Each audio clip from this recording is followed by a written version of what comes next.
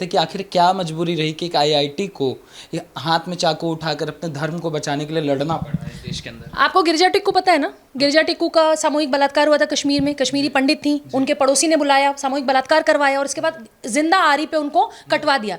गिरजा टिक्कू के पति को देखा है आपने किसी मंदिर में बम फोड़ते हुए? गिरजा टिक्कू के 3 बच्चे थे, आपने देखा उनके तीनों बच्चों को जिहादी बनते हुए? तो कश्मीर से जो 4 लाख 5 लाख हिंदू भगाए गए, उनमें से कितने ऐसे हैं जो कहीं बम बांध के और घूम रहे हो और कहीं उन्होंने बम फोड़ दिया हो, या वो आईएसआई से मिल गए हो, सीरिया चले गए हो, पीएफआई के मेंबर हो गए हो, सिमी के मेंबर हो गए हो।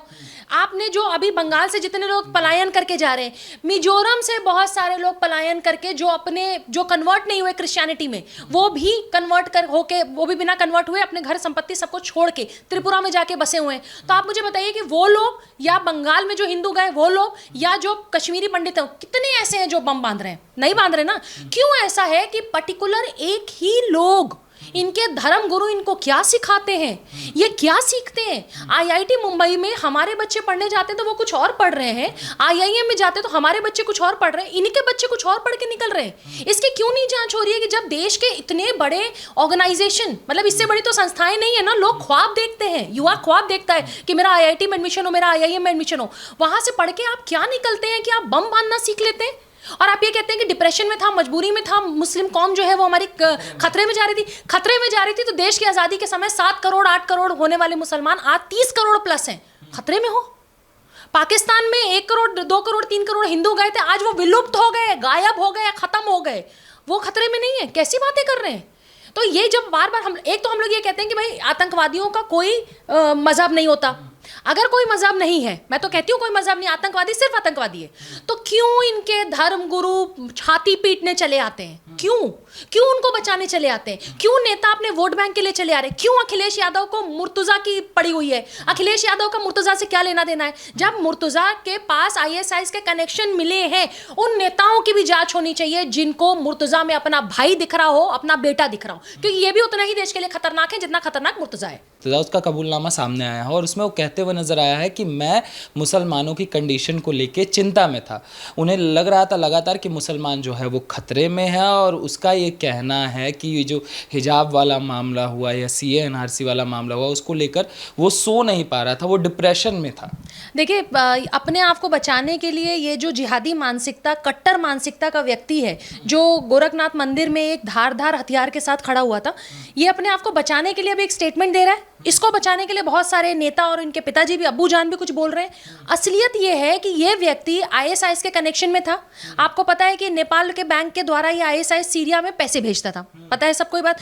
तो अगर तुम डिप्रेशन में थे तो तुम आतंकी संगठन को पैसे भेज रहे थे। तुम्हारा आईएसआई से क्या लिंक है? तुम्हारे लैपटॉप, तुम्हारे फोन में ऐसे कई व्हाट्सएप ग्रुप और फोन में, लैपटॉप में कई ऐसी चीजें पाई गई हैं, दस्तावेज पाए गए, तुम रेकी कर रहे हो। मतलब मथुरा और काशी के मंदिर की रेकी तक की है मुर्तुजा ने। डिप्रेशन में रहने वाले व्यक्ति के पास इतना लैपटॉप, इतना महंगा फोन, ये बैंक के ट्रांजैक्शन, डिप्रेशन में रहने वाला व्यक्ति दवा खा के घर पे सोता है या अस्पताल में जाके एडमिट होता है। आईएसआई सीरिया में पैसे नहीं भेजता है। तो ये उस तरह के लोग हैं जो सिर्फ देश में रह के देश को खोखला करने का काम करते हैं, और इससे ज्यादा खतरनाक वो लोग हैं जो उसको बचाने के लिए अब आ जाएंगे। मगर मैम लगातार उनका यही कहना है कि वो कह रहा है कि मुसलमान जो है वो खतरे में है। जो मानसिकता शुरू से प्रेजेंट की जा रही पूरी दुनिया के अंदर कि देश में मुसलमान खतरे में, मुसलमान का वही बात तो वो भी कह रहा है कि हिजाब हो गया, एनआरसी हो गया, सीए हो गया, ये सरकार की वजह से तो हो रहा है। देखिए, मुझे एक बात बताइए, जो आप हिजाब की बात कर रहे हैं, आप भी स्कूल गए, मैं भी स्कूल गई हूँ, सारे लोग स्कूल गए। स्कूल में हम रामनामी, हिंदू हूँ मैं, तो रामनामी दुपट्टा पहन के जाती थी क्या? या भगवा कलर की कोई ड्रेस पहन के जाती थी? या आप कभी पहन के गए हैं? या कोई और हिंदू मुस्लिम सिख ईसाई भाई हो, कोई भी जो हमारी क्लास में पढ़ता रहा हो, कोई भी जो स्कूल में जाता रहा, वो एक यूनिफॉर्म पहन के जाता था। हिजाब अगर आपको पहनना है तो आप मस्जिद में पहनिए, आप अपने घर में पहनिए, आप इस तरह के धार्मिक जगह आप वहां पे पहनिए। आप स्कूलों में हिजाब पहनने की आज जिद करेंगे, कल आप किसी बीच में, जैसे करते हैं बीच में सड़क पे भी, अमेरिका में भी शायद टाइम्स स्क्वायर के नीचे इन्होंने लंबी एक नंबर में वहां पे नमाज पढ़ी है। कल इनका मन हो जाएगा, नहीं जी हम तो प्रधानमंत्री के गेट के बाहर नमाज पढ़ेंगे, हमारा मन हम प्रेसिडेंट हाउस के घर के बाहर नमाज पढ़ेंगे। देश है, कानून है, तौर है, तरीका है। इस्लामिक राष्ट्र नहीं है, हिंदू राष्ट्र नहीं है भैया, क्योंकि हिंदू राष्ट्र का नाम से बहुत लोगों के खलबली मच जाती है, पेट में दर्द हो जाता है। लेकिन ये इस्लामिक राष्ट्र भी नहीं। और अगर इस्लामिक राष्ट्र नहीं है, देश के कॉन्स्टिट्यूशन के हिसाब से, कोर्ट कचहरी के हिसाब से, कानून के हिसाब से आपको चलना पड़ेगा। जहां आपकी मर्जी आप हिजाब पहन लीजिए, जहां और ये कह दीजिए कि नहीं तो हम एग्जाम भी नहीं देंगे अगर आप मुझे हिजाब पहन के नहीं आने देंगे। कर्नाटक में कुछ लोग बच्चों ने जिद किया, क्या हुआ? उन बच्चों को एग्जाम नहीं देने दिया गया। आप कल मैं जिद करूं, नहीं जी मैं तो राम नामी पूरा दुपट्टा पहन के, भगवा साड़ी पहन के और बिल्कुल इस तरह का ड्रामा करके अपने स्कूल में खड़ी हो जाऊंगी, मैं कहूंगी मुझे ऐसे ही एग्जाम देना है। अरे तरीका है ना। तो आप हिजाब के नाम पे ड्रामा कर रहे हैं, सीए एनआरसी के नाम पे। और आपको पता है कि सीए एनआरसी के नाम पे तो पीएफआई कैसे पूरे देश में थी, किसान तथा कथित किसान आंदोलन के नाम पे कैसे आप कनाडा से, खालिस्तान से पैसे आते रहे, पंजाब में बाहर हर तरह से कैसे खालिस्तानियों ने पैसा दिया है। इस समय सबसे बड़ी समस्या इस देश की है कि मुसलमान खतरे में, हिंदू खतरे में, सिख या ईसाई खतरे में नहीं है। दो लोगों से नफरत है इन लोगों को, एक योगी जी और एक मोदी जी। लेकिन देखिए करिश्मा, जिस गोरखपुर में आप गोरखनाथ मंदिर में तमाशा करने गए, उसी गोरखनाथ मंदिर का आशीर्वाद देख लीजिए कि उनके जो पीठाधीश्वर हैं, जो योगी जी हैं, उनको फिर 10 मार्च 2022 को 23 करोड़ की जनता ने फिर अपना अभिभावक चुन लिया। कर लो तुम्हें जो करना है, उखाड़ लो तुम्हें जो उखाड़ना है, क्योंकि अब तो उनको अपना अभिभावक चुन लिया। आपको नफरत यह है कि योगी और 2014 से जो मोदी जी लगातार सेंट्रल में आ रहे हैं, अब मोदी ना है। अब किस बात की खलबली मैं आपको बता रही हूँ। गुजरात में चुनाव होने वाला है। आपको पता है कि अभी आने वाले राज्यों में जो चुनाव होंगे और ये 2 साल का जो कार्यकाल है सेंट्रल गवर्नमेंट का, इसमें ये पूरी कोशिश करेंगे कि देश भर में कहीं दंगे हो जाए, कहीं फसाद हो जाए, कहीं बम ब्लास्ट हो जाए, कहीं कश्मीर में कुछ हो जाए। लेकिन क्या है ना कि जो हमारी होम मिनिस्ट्री है वो इनकी बाप है। जो मोटा भाई बैठे हुए हैं ना, जिनको हम बहुत प्रेम से, स्नेह से बड़े भाई, मोटा भाई कहते हैं, होम मिनिस्टर साहब ऐसे व्यक्ति हैं कि इस देश की जो सुरक्षा है, जो सिक्योरिटी है, उसके साथ किसी को खिलवाड़ नहीं करने, चाहे वो मुर्तज़ा हो, मुर्तज़ा का बाप हो, या इस तरह के पॉलिटिशियंस हो, चाहे वो ISIS हो, चाहे वो PFI हो, चाहे अलकायदा हो, कुछ भी हो, देश के सिक्योरिटी के साथ किसी तरह का कोई मजाक नहीं। मुर्तज़ा जैसे 100 जिहादी मानसिकता के लोग आ जाएं, उनको मार मार के जेलों में ठूसा जाएगा। मगर मुर्तज़ा वाले मामले में तो अखिलेश यादव अलग ही तर्क दे रहे हैं। वो कह रहे हैं कि जब मानसिक रोगी होने की बात कही गई है तो उस तरह से भी जांच करी जाए, क्यों इस तरह से जांच नहीं करी जाए? उन्होंने कहा कि बीजेपी वाले ऐसे ही हैं, वो मामले को इतना लंबा खींचने की। देखिए मैं एक सिंपल सी बात कहती हूँ, बीजेपी, कांग्रेस, सपा, बसपा, आप सारी पॉलिटिकल पार्टियां जाए भाड़ में। हमें क्या लेना देना, हमें अपने देश से लेना देना है, हमें अपने देश की सुरक्षा से लेना देना है। सबसे बड़ी प्रॉब्लम है कि मुझे लगता है जो पूर्व मुख्यमंत्री, वो मुख्यमंत्री के पीछे जो वो पूर्व लग गया है ना, उससे इनको परेशानी है। क्योंकि 5 साल 10 साल तो 5 साल आ नहीं पाए, फिर 5 साल नहीं आ पाए। अगर कंस्ट्रक्टिव विपक्ष होके आप फिर भी प्रदेश के लोगों के लिए काम करिए। आप 5 साल, आप और आपकी पत्नी स्टेज पे खड़े होके, डिंपल यादव लगातार योगी जी के कपड़ों के लिए, योगी जी के लिए कुछ ना कुछ अनाप शनाप बकती रही। जनता ने आपके मुंह पे तमाचा मार दिया। जनता ने आपके मुंह पे तमाचा मार दिया कि वो जो पूर्व लगा है ना, वो पूर्व लगा रहेगा। आप उसी लायक हैं। आप मुख्यमंत्री बने उत्तर प्रदेश के, आप इस लायक नहीं। अभी भी अगर इनकी ऐसी मानसिकता, आपको पता है कि जो अखिलेश यादव जी हैं, उन्होंने बहुत सारे आतंकवादियों के ऊपर केस ना चलने देने के लिए उत्तर प्रदेश के पुलिस और उत्तर प्रदेश के कई पूर्व DGPs, जिसमें अगर मैं सही हूं तो शायद कोई गुप्ता जी करके जो DGP थे, और कोई दूसरे DGP और बहुत सारे senior inspector, senior police officer, उनके ऊपर दबाव बनाया जाता था कि तुमको इनके ऊपर FIR नहीं करनी है, केस रजिस्टर नहीं करना है। तो जिस सरकार ने पूरे समय आतंकवादियों, जो बिल्कुल आतंकवादी जो हैं या आतंकवादी गतिविधियों में जो लिप्त थे, उनको तक बचाने की कोशिश जिस मुख्यमंत्री ने किया हो, जिसके परिवार ने किया हो, आप उससे क्या उम्मीद करते कि वो तो कुछ दिन बाद वो मुर्तज़ा के बड़े भाई मिल जाएंगे। वो कहेंगे मुर्तज़ा मेरा छोटा भाई है। मुर्तज़ा के मानसिक रोगी होने का भी आपको ध्यान देना चाहिए। भाई मुझे समझ नहीं आता कि इस देश में जब भी कोई आतंकवादी पकड़ा जाता है तो वो मास्टर का बेटा हो जाता है, वो गरीब का बेटा हो जाता है।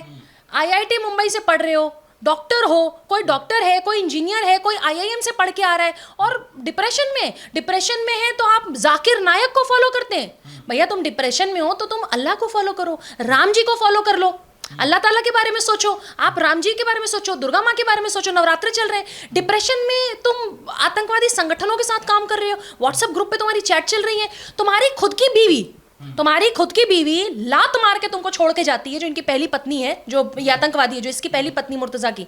उसने कहा कि ये इतना कट्टर मानसिकता का था, इतना धर्म के प्रति कट्टर था, इसलिए मैंने इसको तलाक दिया।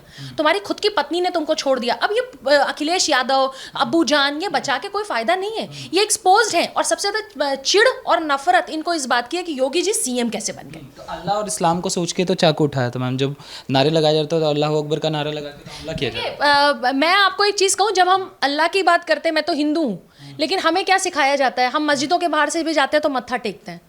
अंदर भगवान बैठे हैं, अल्लाह बैठे हैं, ईसा मसीह बैठे हैं या गुरुद्वारा है, हम मत्था टेकते ही है ना। लेकिन जो कट्टर जाकिर नाइक क्या सिखाएगा आपको? अगर आप सिर्फ मुसलमानों की बात कर रहे हैं तो कलाम साहब तो गीता भी पढ़ते थे, लेकिन कलाम साहब को ये मुसलमान नहीं मानते। ये कसाब को मुसलमान मानते हैं, मुर्तज़ा को मुसलमान मानेंगे, लेकिन ये कलाम साहब को मुसलमान नहीं मानेंगे। जो ऐसे लोग जो देश को जोड़ने की कोशिश कर रहे हैं या देश में अच्छा काम कर रहे हैं, देश के लिए खड़े हैं। अच्छा, वो सारी महिलाएं जो मुसलमान हैं, जो ट्रिपल तलाक और हलाला के खिलाफ लड़ी, ये उसको मुसलमान नहीं मानते। ये तो अपने घरों से उत्तर प्रदेश के चुनाव में मुस्लिम महिलाओं को वोट डालने के लिए भी नहीं निकल। बहुत सारे किस्से आए ऐसे। गोरखपुर कुशीनगर में एक व्यक्ति को, मुसलमान व्यक्ति जो मिठाई बांट रहा था योगी जी के जीतने पे, उसकी हत्या कर दी गई।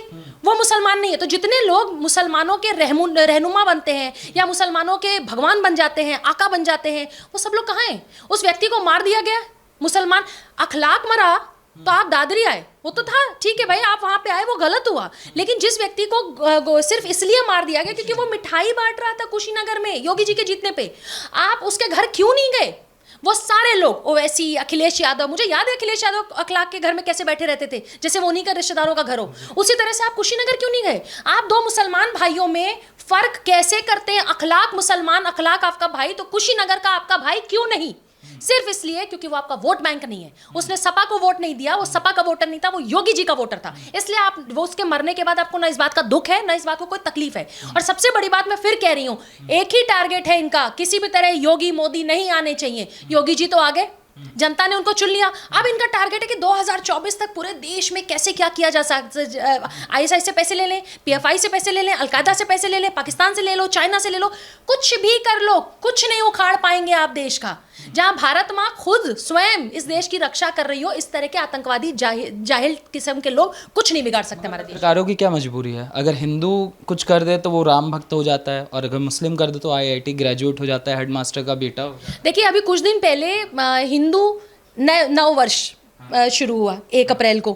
तो एक जगह आपको याद होगा कि राजस्थान में लोग जो हैं वो निकल रहे थे, उसको सेलिब्रेट कर रहे थे, जश्न मना रहे थे।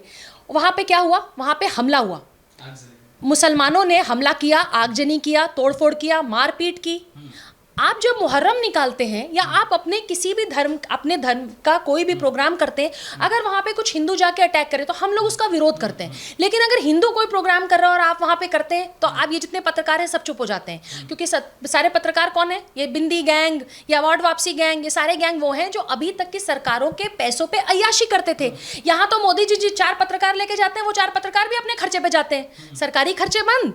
योगी जी के जो प्रदेश के अखिलेश जी जब सीएम हुआ करते थे, इनके पिताजी, तो बहुत सारे लोगों को वो जो अय्याशी का मौका मिलता था वो अय्याशी बंद। यहाँ तो योगी जी किसी को अय्याशी करने ही नहीं देंगे, तो पाई का हिसाब आपको देना है। तो ये जो चिढ़न है पत्रकारों में, वो चिढ़न भी इसी कारण है कि सबका सोर्स ऑफ इनकम जो सरकार से होता था, जो सरकार को लूट के और सरकार इनको थालियों में भर भर के पैसा देती थी, वो बंद। बॉलीवुड वाले देखे चिढ़े हुए, नेता चिढ़े हुए, पत्रकार चिढ़े हुए, अवार्ड वापसी गैंग, क्योंकि जितनी अय्याशी थी योगी मोदी जी ने बंद कर दिया, कान पकड़ के सबके पैसे वापस ले लिए। ये परेशानी है इनकी। मगर जो आज़ान वाला मॉडल अपनाया जा रहा है महाराष्ट्र के अंदर, उसको लेके भी सवाल पत्रकार पूछ रहे हैं कि सेकुलरिज्म खत्म करना चाहते हैं क्या?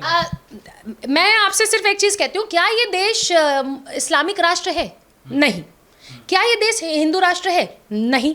आप अगर 100 लोग सड़क के बीचों बीच खड़े होकर हनुमान चालीसा पढ़ते हैं तो मैं मानती हूँ कि अगर आप बीच सड़क को रोक के रखते हैं और जनता उससे प्रभावित हो रही है तो वो गलत है। लेकिन जब 200 मुसलमान वहाँ पे नमाज पढ़ते हैं तो वो गलत क्यों नहीं होता? ये दोयम दर्जे का दोगलापन कहाँ से लाते हैं? ये बहुत बड़ी बात है। आप अजान की बात करें, क्या कहा राज ठाकरे ने? राज ठाकरे जी ने यही बात कही कि लाउड स्पीकर उतारो। ये इतने ज़ोर ज़ोर से नमाज पढ़ना, इतने, यही तो कहा उन्होंने। अजान के लिए कहा उन्होंने कि लाउड स्पीकर आप बंद करिए, लाउड स्पीकर से इतने शोर होते हैं आप वो बंद करिए, नहीं तो हम भी हनुमान चालीसा पढ़ेंगे। आप इक्वालिटी की बात करते हैं, हम खुद इक्वालिटी पे बिलीव करते हैं। अगर आपको अधिकार है सड़कों पे बैठ के नमाज पढ़ने का, तो हमें अधिकार है हनुमान चालीसा पढ़ने का। नहीं तो दोनों चीज़ों को बंद करिए, दोनों चीज़ें सड़कों पे नहीं होनी चाहिए। या आप कोई एक इंपॉर्टेंट फंक्शन हो, कोई इंपॉर्टेंट, कोई 2-4-5 दिन की बात हो, साल भर में तो ठीक, रोज सुबह शाम वही चल रहा है। आप एक वर्ग को इतना सर पे चढ़ाते जा रहे हैं, इतना सर पे चढ़ा रहे हैं कि वो हर चीज को अपना अधिकार समझने लगे। जिस कॉन्स्टिट्यूशन पे ये ड्रामा करते हैं कि हमारा कॉन्स्टिट्यूशन में ये अधिकार है, वो अधिकार है, कॉन्स्टिट्यूशन ने हमें हिजाब पहनने का अधिकार दिया, कॉन्स्टिट्यूशन में अपने हिसाब से हमें रहने का इंतजाम किया, सब कुछ अगर बोलते हैं, आप यूनिफॉर्म सिविल कोड आने दीजिए, इसी कॉन्स्टिट्यूशन को ये कहेंगे कि ये कॉन्स्टिट्यूशन को हम फेंकते हैं और हम अपना शरिया कानून मानते हैं। आप ये दोगलापन नहीं कर सकते। या तो कॉन्स्टिट्यूशन मानिए तो हर जगह मानिए, या आप कॉन्स्टिट्यूशन मत मानिए। आप पूरे समय कॉन्स्टिट्यूशन का हवाला देके ड्रामा करेंगे, सीए एनआरसी सब समय, और जब यूनिफॉर्म सिविल कोड आ जाएगा तो आप ये कहेंगे नहीं जी हम तो कॉन्स्टिट्यूशन नहीं मानते, हम तो मुसलमान हैं, हम अपना धर्म मानते हैं, हम तो शरिया कानून मानते हैं। ये दोगलापन नहीं चलेगा।